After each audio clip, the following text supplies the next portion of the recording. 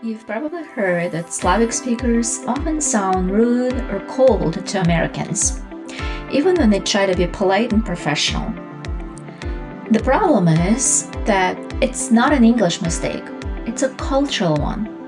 And this type of mistakes can be costly in an international business.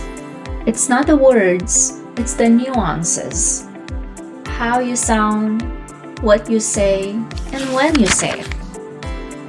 In this video, you'll learn why Americans say maybe when they mean do it. You'll learn how to sound helpful, not cold or rude. When listening politely may look like you don't care. And why that's okay actually means no. And hey, if you're here because you missed that culture question quiz on English University website, this video is about necessary cultural skills that are more important than soft skills. And if this just popped up on your feed, you can take the quiz and get your own score on your readiness to work with international clients. Let's start with a question from our quiz. Someone says your name the wrong way. What's the best way to help them say it right? 1. That's not my name. My name is... B. It's okay. No one gets it right. C. I actually go by, and your name. That's not my name is true, but in American culture, it sounds like you're correcting someone too hard, maybe even passive-aggressive. So we don't want that. B, it's okay, feels polite, but what you're really saying is, my name doesn't matter. C, I actually go by, is respectful, clear, and confident. It teaches without drama. So the first technique we're going to talk about is called cushioning. Just like when you gently but confidently correct someone mispronouncing your name, the same rule applies to a lot of other situations. Americans add sugar, a lot of it, to prevent any friction in communication. So cushioning is just softening the way you deliver requests, suggestions, or criticism, so you don't sound too direct or harsh. We use polite phrases, polite tone, and maybe some other cues to not come off as harsh. Once in a while, you may hear the idiom sugarcoating, which is very similar and means that you use softer language and tone when trying to deliver a difficult message. Let's talk about what Americans say and what they really mean. Here's one example. So the Slavic style would be more direct, saying something like, the plan has problems, fix it. While the American style would sound more like, great start, a couple tweaks to explore, and then listing those tweaks. So if you're used to direct, efficient language, like we need this done by Friday, or the plan has problems, you might find American communication confusingly polite. You'll be wondering, wait, is this good or not? Is this optional, or do I have to do it? But what it really means is that Americans cushion requests and feedback. And they don't do it to be vague. They just want to protect the relationship. It's kind of their way to say, I respect you, I just want this to change. You may also hear things like, it's a great start. Maybe we could tweak this part. Would you be open to revisiting this section? So start tuning your ear to sugar in their language. Let's practice with phrases on the right and match them to the phrases on the left. This is what they say, and this is what it really means. So the phrase on the right, when they say awesome, means pretty good. Maybe we could do it. Just checking in means I'm worried. Could we take another look at this section? means fix it. Let's clarify this part to make it stronger. Means this needs fixing, but I value your work. Thanks for putting this together. I have one suggestion. Means I'm not here to criticize everything. You can level up your game by saying thank you after making a request, and that goes a long way. For example, thanks for the effort. I know this part took time. And we'll see more examples when we go to technique number 2. Technique number 2, the compliment sandwich, is about giving feedback. How to sound helpful, not cold or rude. So, did you know that there is a formula for giving feedback in the US? And it's called the compliment sandwich. And yes, people actually use it. So the way it works is that it has 3 parts. We always start with something positive, then we talk about the issue, and finish off with something encouraging. I have this fun visual for you to help you memorize this. So the compliment sandwich. Something positive, the issue in the middle, and something encouraging on the bottom. And here's an example of how it would work. So first, you thank them. You say something like, thanks for pulling this together.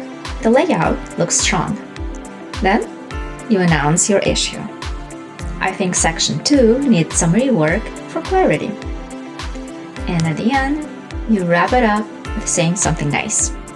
Overall, this is heading in a really good direction. There. And that's an example of a compliment sandwich. So if you want to keep it even simpler, you can just remember this. You can start with saying thank you, or you can finish with saying thank you, or both. So some examples are, thanks, I know this part took time. So it softens the delivery without watering down the message. And with that, we're gonna move to technique number 3. Small talk isn't small. So another huge difference in communication styles is that Slavic cultures focus on clarity, precision, and speed. While in the US, trust is built through relationship building, and small talk becomes monumental. So here's a real moment from a Monday morning Zoom. Manager is saying, morning, how's your weekend? And the contractor responds, it was normal. Shall we begin?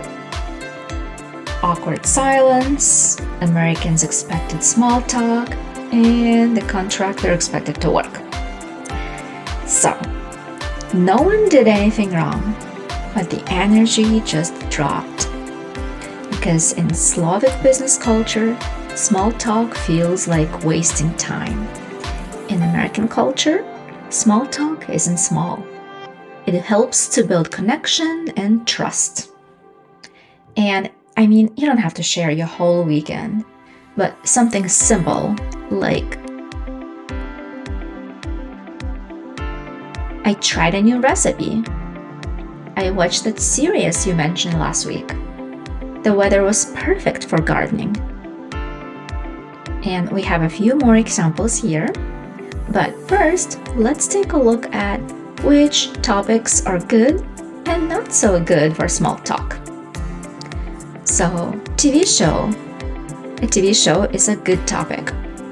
Politics is not recommended. Weather is a perfect topic. Illness, not recommended. Food is a great topic. It's not recommended. We want to avoid heavy stuff like politics, illness, and war. We want to save it for closer circles.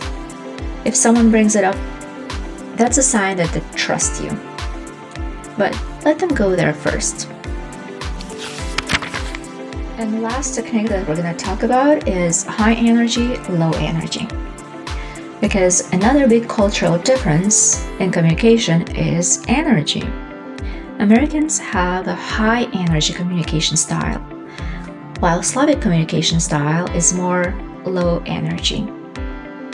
So what it means is that Slavic communication or Slavic cultures focus on clarity, precision, and speed. And that's how you show professionalism and respect. Meanwhile, the US shifts more focus on verbal and nonverbal cues. That'd be nodding, smiling, saying and reacting as you listen. So when you just sit quietly, Americans might think that you're confused, disagreeing, or just not interested. So here's an example of a Zoom meeting. Alice is saying something. She keeps talking while her Ukrainian colleague is just sitting there, silent, with a straight face. So she's following up with a question. You look unsure. Are you okay with this? Yes, I was just listening carefully, he responds. So Americans expect little signals that you're with them. A nod, a quick or yeah, that makes sense.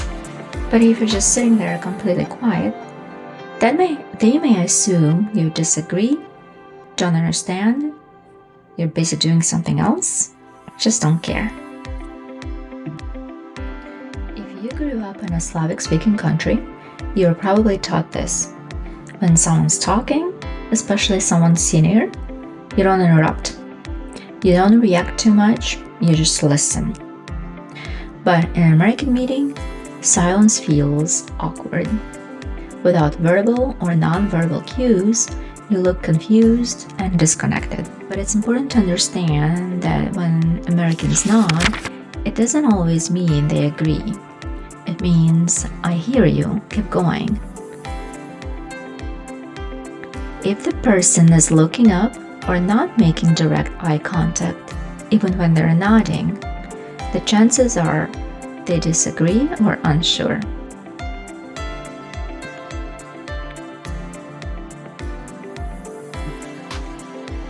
Alright, so in closing, I have a mini challenge for us.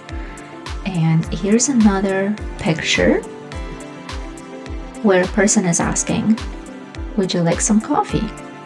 And the other one is responding, that's okay. So, what do you think it means? Do you think it means, no thank you, they don't want any coffee? Do you think, yes, they'd sure like some? Or maybe? So the right question is, no thank you. The answer is, don't pour them coffee. Because in American English, that's okay is often a polite way to decline something. It sounds like approval, but it means the opposite. So if you're from a culture where okay means yes, this can be confusing. But once you know it, it makes sense. If you want more practice and feedback, you can take the full quiz. It's not just about grammar, it checks for real-world English. Communication, cultural fluency, and soft skills that matter at work. And if you're serious about growing professionally, join our group classes made for Ukrainian professionals like you. Learn with others, get real feedback, and finally feel confident in any conversation, from small talk to big deals. See you there!